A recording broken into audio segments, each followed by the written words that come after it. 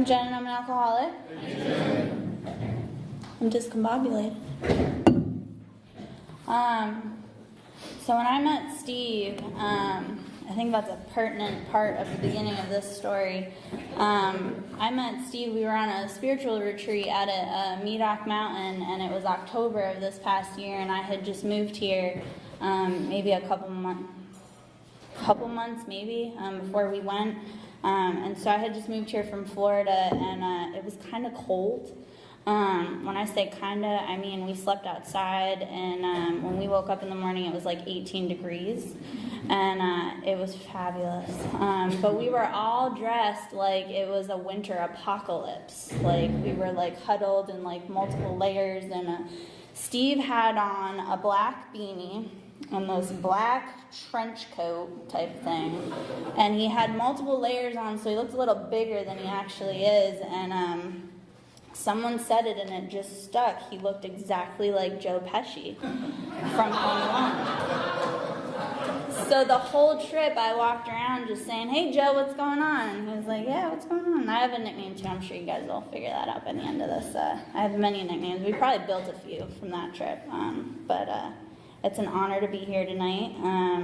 Thank you for asking me. My home group is the There's a Solution group in Holly Springs. We meet on Tuesdays and Thursdays. I still couldn't tell you what our format is. I know we do 1, 2, and 3, I think, on Tuesdays for our beginner meeting. And then on Thursdays it varies. We'll do like a literature or a speaker lead. Still getting used to the format. Been here about 5 months. I have a sponsor who has a sponsor who has a sponsor, and my sobriety date is March 21st of 2014. And I'm here to tell you a little bit about what I was like, what happened, and what I'm like now. And I can honestly say that I am a completely different person than who I was almost 4 years ago. So I guess I'll start. I always think it's funny when people start with, so when I was 3, like I didn't drink when I was 3, so I'm not going to start there. But I did grow up in the Berkshire Mountains in Massachusetts. Yes, I'm a Patriots fan, I'm sorry. Not really. So I grew up in Massachusetts. I grew up in a home with 2 parents and a younger sister, and we had most of what we wanted and everything we needed. And I was told that I was loved, and there was always enough food on the table, and there was also a keg in the corner of my kitchen right next to a walk-in pantry. More to come about that. So that's kind of what my childhood was like. You know, everywhere we went there was alcohol. We drove around with a cooler in the back of the trunk. My parents very often drank and drove, and that's significant only because I really thought that that was normal when I got to be of drinking age, that you just drank and drove. I mean, I knew it wasn't normal. I knew it was against the law, but it was kind of what I had grown up in. So my first real experience with alcohol was, I was raised in a religious home. And I remember one day I went up and we were about to get communion at church, and I asked my mom, I said, can I drink the wine? And she's like, yeah, sure, go ahead. And so I went up and I took the biggest sip I could, and I hated it. And I persisted to do that every time we went to church. I have no idea why, because it was awful. But that was probably my very first experience personally with alcohol. I'm sure someone gave me a sip when I was younger of beer, and I probably thought, that's gross. And even, looking back now, like I drank because I like the effect produced by alcohol. I don't think I ever really enjoyed the taste up until the end. So it's also important, I was thinking when we were sitting down, what about my childhood is really significant other than when I drank? And I think, you could cut the tension in my house with a butter knife. My mom was very non-confrontational, and my dad was very aggressive and wanted it his way, and very manipulative and controlling, alcoholic, whatever you want to call it. And so the tension in that household was very real to me growing up. I remember in kindergarten, people would be like, I got 2 Christmases because my parents are divorced. And I'd be like, yeah, mine need to get divorced too. And they'd be like, you just want 2 presents. And I was like, no, they really need to get divorced. And it had nothing to do with Christmas. I knew at a very young age that they were not meant to be together. And I think my first experience with someone else's alcoholism, my mom and my dad were at odds one night, and he was out of town, and she was drinking, and it was just me and her at the house, and she got so wasted that I had to, at, I don't know, maybe 7 or 8, push her up the stairs to get her to go to bed, because I was worried as a child that she was going to fall and hurt herself. And if I hadn't stayed to wait up for my sister, because my sister wasn't home yet, she was out with my aunt, my sister would have been locked out of the house at like age 6 or 5, because I would have put us to bed, So I think those things are significant, just because, again, I was told that I was loved, I had everything that I needed and most of what I wanted, but alcoholism was a very real thing in my house, and I don't believe that that's what made me an alcoholic. I believe I'm an alcoholic all of my own making, all of God's own making, and I can honestly say that I'm grateful today that I'm an alcoholic, because I have you all, but in this program, but that was, how I grew up. And so, fast forward a little bit, my parents tried the geographical change. They moved us from Massachusetts to South Florida to try to save their marriage, and I don't think either of them still to this day realize that alcohol was what ripped that apart. But of course it didn't work. So, I was in high school, and I think the first couple of times I drank were, I can't remember specifically which one was first, because, right from the very beginning I drank and I blacked out. I remember there was one night where I had went over to a girlfriend's house, and I told my mom I was going to her house, and she told her mom that we were going to her buddy's house, and then we persisted to go somewhere else. But I had lived in Florida for maybe a couple months at that point in my life, and we showed up at this guy's house. It was 45 minutes south of where we were originally, and we were in Stuart, Florida, and we show up, and this big, white, bald guy, very tall, like hit the ceiling, offered me ecstasy as I was walking in the door, and I was like, yeah, no, I think I'm good, but, we proceeded to drink horribly mixed strawberry daiquiris. Like, they were not tasty at all, but we drank them, and I proceeded to drink so much that I got sick, and I threw up everywhere, and then I fell asleep, and then I woke up, and then I kept drinking, and they thought that was like the coolest thing ever, because like, who passes out and then gets up and continues to do that? I do. That was one of the first, and then, looking back at that, like, if something really bad had happened, like if somebody got hurt or overdosed, or, someone, I don't know, anything could have happened. Like, we were just young and dumb and stupid and wasted, and if I needed to call my mom and say, can you come get me, I would have had no clue how to tell her where I was. I had lived in Florida for like maybe a couple of months. We had driven in the dark to wherever we were in Stuart, Florida. I had no idea where I was. I couldn't have called 911 and said, hey, there's an emergency, because I didn't know where I was, and that's kind of the path of my alcoholism. It kept getting worse. It didn't get any better. I kept putting myself in really, really dangerous situations, and so, it continued, and there were so many times where I woke up and I remember thinking, like, in the beginning it was like I woke up and was like, man, that was awesome, like, let's do that again, and I kind of sought that out, but then, it started to get to the point where it was like, I don't want to do it to that level. Like, if I could just stop halfway through the night at that point, I would be good, but I just kept, like, I couldn't figure out the sweet spot, and so,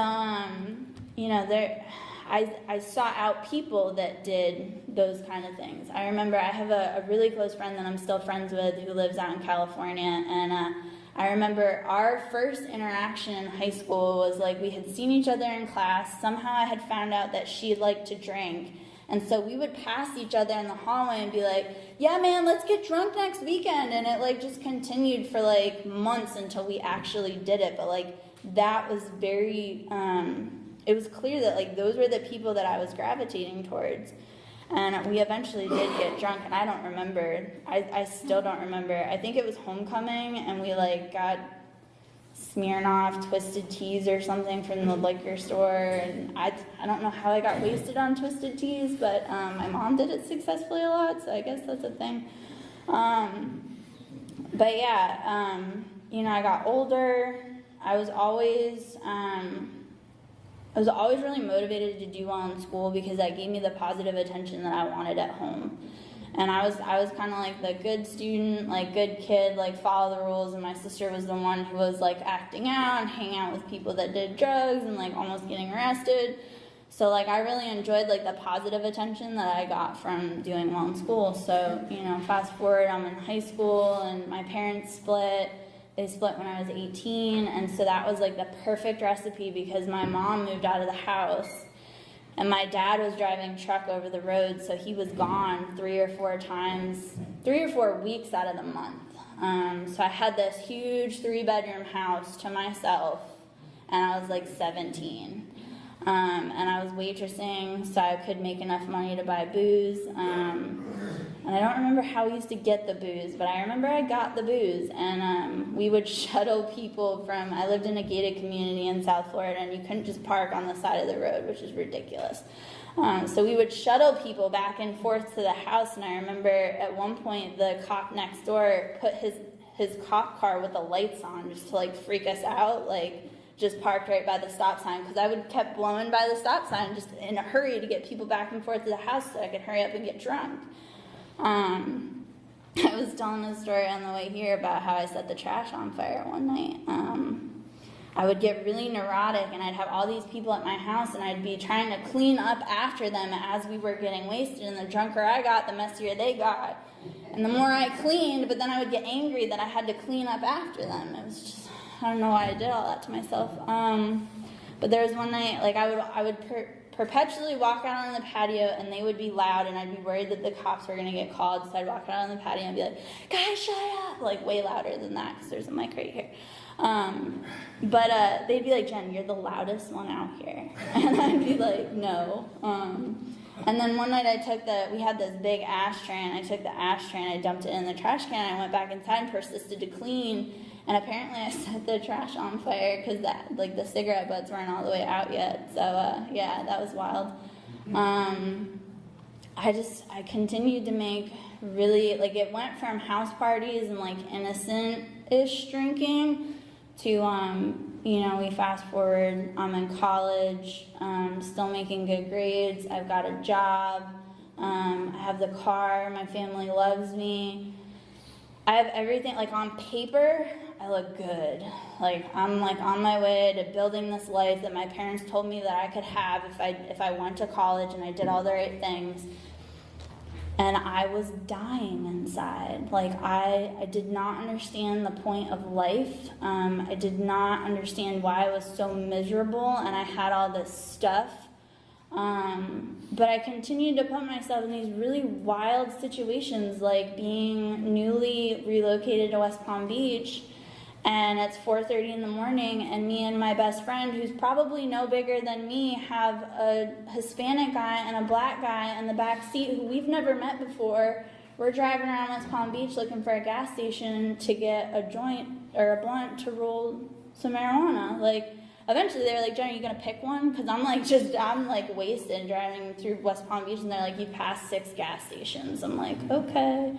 I have no idea how we made it home that night. Like, I didn't even know where I was. Like, I had just moved to West Palm Beach, and Google must have got us home, or God. I mean, either way, both. I have no idea how I made it home that night, and you know, when I moved to West Palm Beach, I decided to do my master's degree at Florida Atlantic in Boca, and I knew I needed to find work, so I had been in Al-Anon for a couple years at that point, And I went to Al-Anon for obvious, I grew up with a keg in the corner of the kitchen, so, that speaks for itself. But I also picked a best friend who very frequently lived out of a van, sold Barracuda in the ghetto, smoking crack under a bridge. That was, the people that I gravitated towards, I still can honestly say that I love this woman to pieces. I consider her like a soulmate, if you could have that in a friend. But, she taught me how to drink. She taught me how to drink. She taught me how to drink and drive. And it was a magical friendship. I mean, it still is. She's been sober about 5 weeks right now. So, it's wild the way that it turns out. But we, I had gone to Al-Anon because there were so many people in my life that consistently could not show up for me because they had a problem with alcohol. So I got really good at telling everybody else how much of a problem with drugs and alcohol that they had. And then about 2.5 years into Al-Anon, I had been through the first 3 steps with 2 different sponsors. And I couldn't make it to my 4th step, and I completely and 100% attribute that to my alcoholism. I was not willing to look at myself. I was not willing to do that 4th-step inventory. So about 2.5 years in, I'm working in treatment in South Florida because I thought that anywhere that did a business revolved around the 12 steps was where I wanted to work. They had it figured out. That is not how treatment is, for anyone who wants to know. They have flaws just like every other business, and it is a business. It is not what we're doing here tonight. And that is 2 very different things for me. It took me about 4 years to figure that out. So I'm working in treatment. I'm halfway through my master's degree. I've got all this stuff and, people in my corner. And I'm doing crazy things like driving around at 4:30 in the morning with people that I don't know who could potentially be dangerous, hammered, continuing to pick relationships with men that are doomed from the very start. I think what it was is I was picking people that were kind of here at life so that where I was at didn't look so bad. I think to my innermost self I probably was starting to come to the realization that I had a problem with drinking. But I had been to plenty AA meetings because as a member of Al-Anon they suggest that you go to open AA meetings to hear the other side. So I got a lot of your perspective, but I didn't live under a bridge, or I didn't get a DUI. I didn't do any of those things, so I was different from you. And so, I'm working in treatment. When you work in treatment, you work with a lot of therapists. And so they had me pegged from the very beginning. I got really close with our clinical director, and one day I was just in the woes of life. Life was not going my way, and I was perpetually irritable and discontent. And she was like, why don't you go to the employee assistance program and, just talk this through a non-biased third party. And so I called the employee assistance program, and I got set up with a therapist. First one didn't work out. Our schedules just didn't jive. So the one that I ended up with, of course, is a certified addictions professional, because that makes sense. And so I go to this woman, and before I even go, I make the decision that I'm going to be completely and totally honest. Whatever this woman asks me, I'm going to tell her to the best of my ability, what's going on, because life is getting difficult. Again, I wanted to die. I didn't understand, I'm halfway through a master's degree, I have all this stuff, why am I so miserable? So I decided I'm going to be honest with this woman. So what do? I have a ridiculously large glass of wine before I go, because that makes sense. It was not a 4-ounce pour, it was probably an 8 or 10-ounce pour. And I'm like, that's whatever, normal people do that. So I go to this appointment, and I'm sitting on the couch in this freezing little dark room that was her office. And she starts asking me all the questions that therapists do when you go there, about my childhood, and we're going through the motions of all these questions, and she gets to the one where she asks about my drinking and, how often I drank. And I'm pretty sure I said something to the effect, I was honest. I don't remember exactly what I said, but I remember very vividly when she looked at me and said, well, when's the last time you took a drink? And I said, honestly, before I came. And she said, I know. What? I was floored. I was absolutely baffled and confused.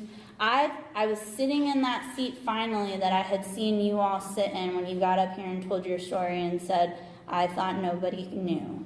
I thought nobody could tell. And this woman just, I know. I'm like, what? It's only a class. Like, it's a large class. So, we persisted to go through the work, and she started to point out to me some of the decisions that I had been making and some of the patterns in my life. For example, she had me do like a timeline of all the guys that I had been dating in the last couple of years and how alcohol tied into those relationships, like what part alcohol played in those. And it was really eye-opening. And she started to point out that I was picking situations, so remember, I'm working in treatment. I'm starting to build relationships and friendships with people who are sober because sober people work in treatment. And they're inviting me places to go places and do things. And I'm like, no, I'm going to go like drink at the bar, because that just sounds like more fun. Honestly, what it really sounded like is something I was more comfortable with. Not that it was necessarily more fun, but that's where I was comfortable. That's what I knew. I grew up with that. So she started to point out, we figured out, right? This is the kicker. We figured out that I had a problem with food, booze, and men. So the keg in the corner of the kitchen right next to the alcoholic pantry and, the relationship that my parents had, all that stuff really played a part, right? And where I was at in that moment, I have a problem with food, booze, and men. I think we figured that out in like 6 sessions. Like, she was really talented. And so, I persisted to go to her and to do that and to be honest and to share where I was at. With this non-biased third-party person who really had no place in my life. And I decided that I was going to maybe try a meeting of Alcoholics Anonymous for me. And so this woman that I worked with, I reached out to her and I was like, I'm really still not quite sure if I'm an alcoholic. And she's like, well, why don't we get together, we'll meet up at Starbucks and, we'll talk.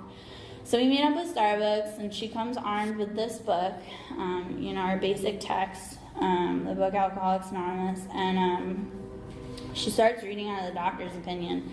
And I had no idea, I don't really even remember what we read, but all I remember is that she looked at me at one point and she was like, Jen, the elevator doesn't have to go all the way to the bottom. And I just started crying, I was like, what? I really, really believed to my innermost self that, I had to have at least a DUI to join you guys. I really thought that I had to lose stuff. I really didn't understand that I could be an alcoholic and not have gone through all that pain and suffering that a lot of us go through. Most of it self-inflicted. There was a member of my very first home group that used to say, when I got here, I had a lot of problems, maybe 1% of them were real, because that's, that's what we do to ourselves. That's, the life that I lived. So I started going to meetings, and I get to the meeting, and I sit in the front, kind of like this, and I'm just, scoping you guys out, shoulders up, very guarded, and I sit in the front, because that was what I was told to do, and my very first home group was the Day Openers group, and, no, it was West Palm Beach. In West Palm Beach, it was a 7 a.m. meeting that met every day of the week. We had an anniversary meeting every Saturday, the last Saturday of the month, and one of our very long-standing members used to call that the showcase of AA, because you could literally, it'd be a room like this with this many people, but packed even fuller, and you could literally see the joy and the peace of those people, and their families would come. It was really just a moving day. So I went to this meeting. I sit there for 2 weeks, and I'm just kind of hanging out. And I know I gotta pick up a weight chip, but I don't really want to pick up a weight chip yet, so I'm just kind of like thinking about it. And I decided that if a woman hands out the chips, because I knew way too much when I got here. I knew from the program of Al-Anon that I had to stay away from the guys, like head down, blinders on. I had to, the purpose was to find a God of my understanding. I knew that I needed to go through the steps. I knew that I needed to find a sponsor. Like, I knew way too much. So I'm just kind of like feeling you guys out. And so this little old lady gets up to give out the chips, and she goes to like pick up a white chip, and she's like, "Would anybody like a white chip?" And I go to stand up, and then she keeps talking, so I sit back down because I'm like, I don't want to be rude. But then this guy in the back was like, "Oh, there she is," because they had been watching me for like 2 weeks. So I got up and picked up the white chip. And she whispered in my ear, she was like, if you want to drink, you can put this in your mouth, and if it melts, then you can drink. And I was like, that is the dumbest thing I've ever heard. But she was sweet, bless her heart. So, all these women came up to me after that meeting, and they started introducing themselves, and it was like I remember very vividly the first time I went to Al-Anon, all these old... Al-Anon mostly is a bunch of old ladies. It just in South Florida it was, but I felt at home there. I felt safe there. There were no men. There was not a lot of men there. I probably pretty much technically grew up without a mom. I pretty much raised, my parents were drunk all the time, so I felt very comfortable in this room with all these little old ladies, and the old lady gang. I loved those ladies. But all these ladies came up and they hugged me after I left that Al-Anon meeting, and it felt very similar to when I picked up my white chip, and all these women came up and were just like, "We're really glad you're here." And I'm sure it was a basket case, but this one woman, Nancy, came up and she shook my hand and she was like, "Nice to meet you," really professional, and she's like, "My name's on that wearing one, call me sometime." And I was like, "Okay." And so I was talking with some of this one friend really that I had, who was the woman who met me to read the doctor's opinion. And we were trying to figure out which sponsor would be best for me. And so of course I picked the sponsor that, she came to the meeting in combat boots and cargo pants. And she was a Riviera Beach police detective, which for those of you who do not know, Riviera Beach is one of the most dangerous cities in the West Palm Beach area. So she was a Riviera Beach police detective. She would come to the meeting dressed like this, and she was an older woman, and she was a lesbian. So I could not have picked a harder, more badass sponsor than this woman, Nancy. And it was just... I went up to her and I was like, I noticed you didn't raise your hand when they asked if anyone wanted to be sponsors, and, I'm kind of looking for a sponsor. And she's like, "You need to ask." And I was like, "Would you be my sponsor?" And she's like, "Yes." So it was really awkward and uncomfortable. But she made me ask. She wanted to know that I was willing to do this. And so she gave me a couple of ground rules. She was like, "You need to call me every day. You need to get the big book and start reading it from the beginning, whether you have already started reading it or not. You need to do 90 meetings in 90 days. I think there were a couple other rules. Those were the 3 ones that I really remember the most. But I remember when she said the 90 meetings in 90 days, I was like, when am I going to go to the gym? Doesn't this woman know that, I need to go to the gym? I'm not going to have time to go to the gym. I don't know how this is going to work. And so I remember thinking, I need to talk to her about this because, I need to get to the gym. So keep in mind, I'm working 40 hours a week. I'm doing my master's degree an hour south of where I live. So that's 2 or 3 nights a week that I'm in school, and then 40 hours a week and at work. And then, really the only time I could go to the gym was 6 in the morning. But now my home group is 7 a.m. So, if I'm going to go to 9, when am I going to go to the gym? So I remember I was, arguing with myself about this for, a good couple weeks, and then it just went away. Never asked her about it. Just went to 90 meetings in 90 days. I did that. I remember at one point at a dentist appointment, I was telling my grand sponsor, I have a dentist appointment. I won't be here tomorrow. And she's like, "Excuse me?" And I was like, "What?" "It's the dentist." And she's like, "You're going to let a dentist appointment ruin your 90 meetings in 90 days. And I was like, oh, that's a good point. So I rescheduled the appointment. Duh.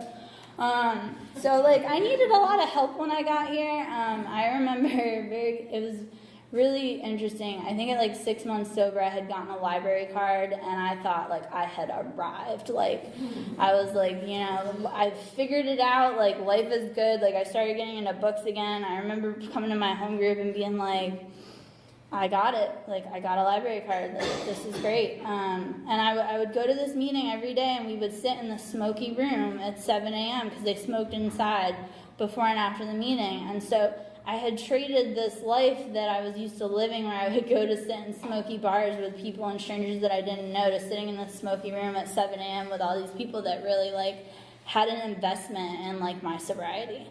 And I got involved in stuff. You know, we went through the book.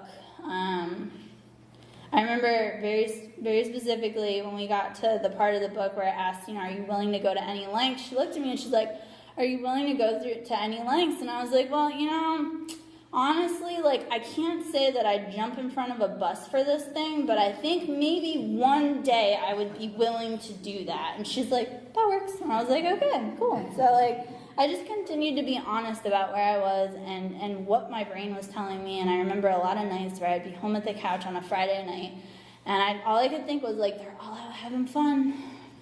And it was not fun at the end.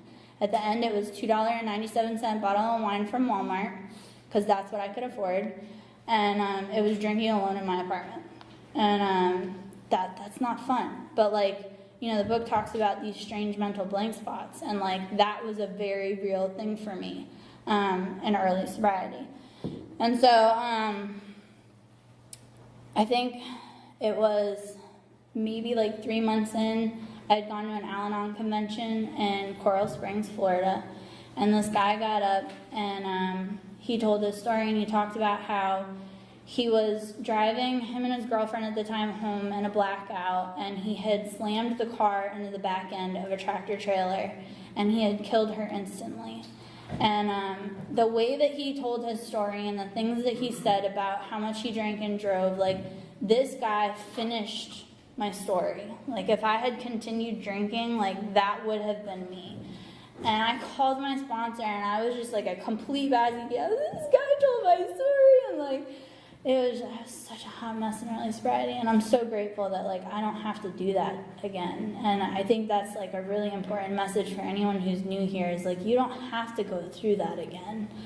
And I got involved. I kept working the steps with a sponsor.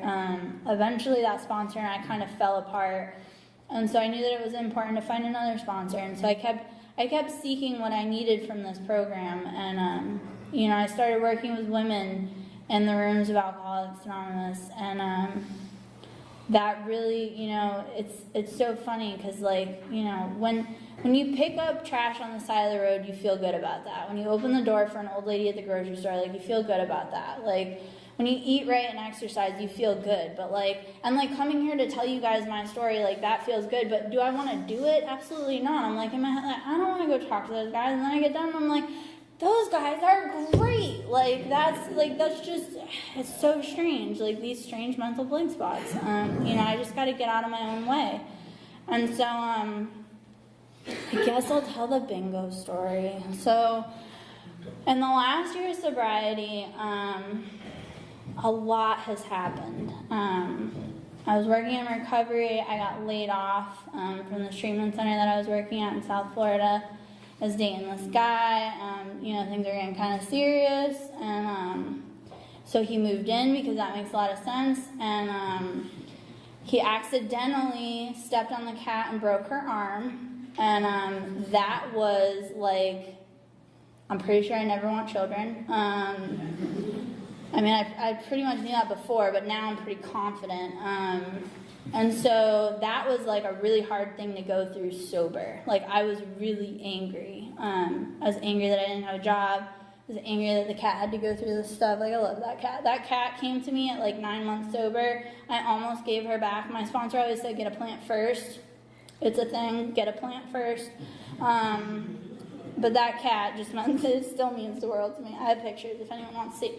Moving on. So, you know, then, you know, we used to play bingo in South Florida. we would play bingo in AA halls, and we would play for like $1,800. Like, it was a big deal.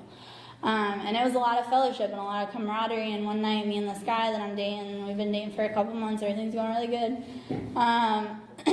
He persists to cheat at bingo. And so we're at an AA thing, and we're playing bingo for a lot of money, and he's cheating. And I look at him, and I'm like, you know, that's really unspiritual. And he's like, I'm not the only one doing it. And I'm like, in my head, I'm like, this mother trucker is walking home if he wins. Like, I was livid. And so needless to say, like, that relationship did not last much longer. And so that's why they call me bingo, because I'm a hard ass.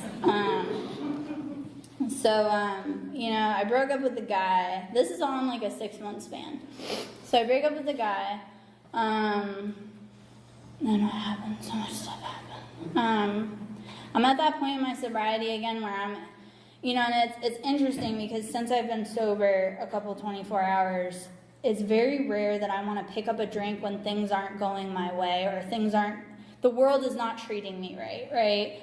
I would rather just drive my car through an intersection or figure out some way to end my own life. Those are the thoughts that come to me in sobriety when I'm not doing what's in this book, when I'm not working this program.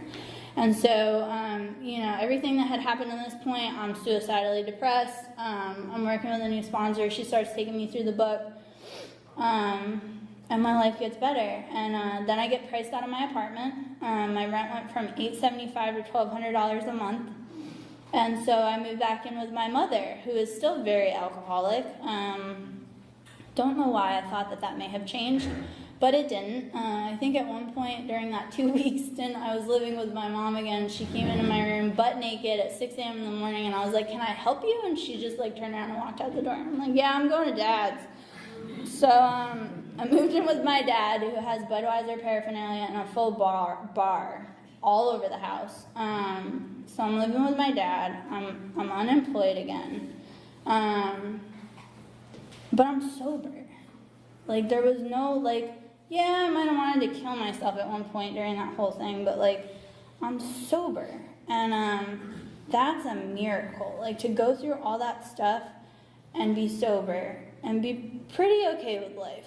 And it just got better. You know, I as a result of having a personal experience with these steps, going through the book with the last sponsor that I had in Florida, I had a complete and total change in perception. I had a spiritual experience sufficient enough to change who I was.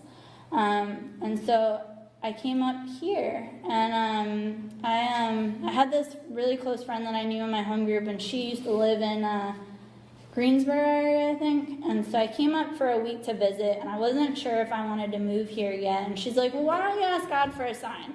And I was like, okay, I'll ask God for the sign. So I asked God for the sign, and I'm just here for a visit. I'm here for a week. I had 9 interviews in 4 days, unplanned. That's my higher power showing up for me. I decided to make the leap and move here. Like, I go home and get the cat and come right back. And a couple of clothes for, like, interviews and stuff. And I land a job within a couple days, like, waitressing, like a Ruth's Chris. Like, that could pay the bills if it needed to. Very fancy steakhouse. And so then, you know, I'm sleeping on her couch. I'm just trying to figure out, like, what my next move is. And I get this job with this organization in Raleigh within 3 weeks. And I'm in my own apartment again. And, like, God is just showing up. Like, I leapt. I'm like, okay, catch me. Like, and it happened. Like, that's how my higher power shows up for me today. And, I think it's probably important to talk about this just because it's a week away. I got diagnosed with hypothyroidism the end of December of last year. And then a week later, I got diagnosed with thyroid cancer. And it is not life-threatening. It's probably one of the best cancers that you can get if you get cancer. Professionals told me that. And so next week, Thursday, I will be having my thyroid removed. And that's kind of scary for a lot of reasons. I think the first reason it's scary is because, like, they prescribe me pain medicine, and, like, Pain medicine was never my thing. I'm strictly an alcoholic. I've taken it before, and I get it, believe me. If there was an unlimited supply of that, I probably would have kept doing it. I'm more of a book smart. I would have died on the streets.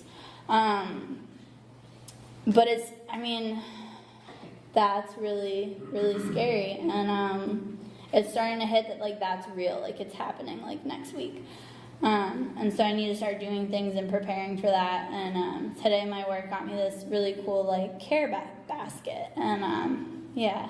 And I had I'll be honest, like, where I'm at today, like, I was having a really hard time last night. Like, I was kind of, like, questioning my higher power and, like, what that means to me. And I called my sponsor, and I was basically having a meltdown. And she's like, well, why don't you make a list of all your fears? So I made a list of all my fears associated with what's going to happen a week from today. And it's very clear to me that, like, those fears are very unlikely to happen. But there's still a possibility that those things could happen, and that's scary. And I think when I get in places like that where I'm not necessarily, like, questioning God, but questioning, like, I start getting really literal with it. Like, what is God to me? You know, and that's where I get really stuck, because it's like, God is having 9 interviews in 4 days. God is what happened to me in the experience that I had when I moved here. God is showing up at Medoc and meeting Joe here, and, like, you know, and having an amazing time and a spiritual experience in a very short weekend, and you know, camping outside with people that I do not know, but somehow trust. And that's God. Like God has really shown up in my life, and I forget that. I have a built-in forgetter. It talks about it in the book. I love this book for so many reasons. I love going through the book with other women and showing them the things that were shown to me about why this book is important. Like I said, I've had a personal experience with each and every one of these steps. You know, it's important to me that I understand that I'm powerless over alcohol, both with my body and also my mind, and that as a result, my life is unmanageable. And coming to believe in a power greater than myself was definitely not easy at first, but I can honestly say that from the very beginning, I knew there was something bigger than me, and I just continued to seek out what that is. That's been a really true theme in my sobriety. And, you know, making the decision to turn it over to God, like similar with this experience that I'm going through recently, like, you know, having the strength to just turn it over and trust that everything is going to be okay. And, you know, making that inventory, I was really sure, like, when I got here that everybody else was the one with the problem, but putting that down on paper, you know, seeing it in black and white, it was really clear, you know, what part I played in those things. Sharing that with somebody else. I remember she was like, did you leave anything off your 5th step? And I was like, yeah, I'm kind of resentful at you. And, you know, we talked about that. Like, I have abandonment issues. Like, she didn't show up all the time. She's human. And so the last sponsor that brought me through the 6th and 7th step pointed out this loophole in the 6th and 7th step. And I always like sharing this because people kind of go like, what? There's a loophole? There's a loophole. So for me, the way she explained it to me is one night she was driving down the road, and there was these small children and this mom, you know, crossing the street where there wasn't a crosswalk, and it's dark, and they're not wearing reflective gear. And what happened was everybody slowed down, and my sponsor had, like, went to pass everybody and almost hit these kids and this mother, and, like, laid on the horn and instantly felt like a jerk. And so, yes, like, her part in that is, like, probably a lack of patience, and so making amends there is important. But maybe God was using her to, like, let this mother know that, like, hey, it's probably not safe if you're, like, crossing the road with your kids, not wearing reflective gear in the middle of the night, not at a crosswalk. Like, you know, my God still uses me today to help other people too. And so it's not useful for me to beat myself up and be, like, down here when, you know, sometimes I'm just, even through my defects, being of service to God. You know, the 8th and 9th step were not easy for me. I had to make amends to my dad, and he was really intoxicated when I did that. But I can honestly say that, like, today my relationship with both my parents is quite amazing, considering that in various times in my life, I was not on speaking terms with one and or the other at the same time. And I have a relationship with my sister today that continues to grow, and I have relationships with just so many people that, like, I wouldn't have if it wasn't for this program. And, you know, I can show up at work today, and my boss continues to pay me compliments about just being willing to, like, jump in and be a part of the team, and that's not who I was 4 years ago. That's not my job description, and I don't like that person, and just completely unwilling and unopen-minded to do whatever it took to be a part of the team. And I can show up today and be a worker among workers as a result of this program. And, you know, the 11th and 12th step, like I said, working with girls is amazing, but taking time every day to really get closer with God and to just be quiet and to recenter is very important. So, again, I'm honored that you guys sat here and listened to me for an hour. I still think that's strange because in Florida we did it for like 30-minute spurts. So I'm grateful to be here, and I know I have a lot more to learn. I'll keep coming back.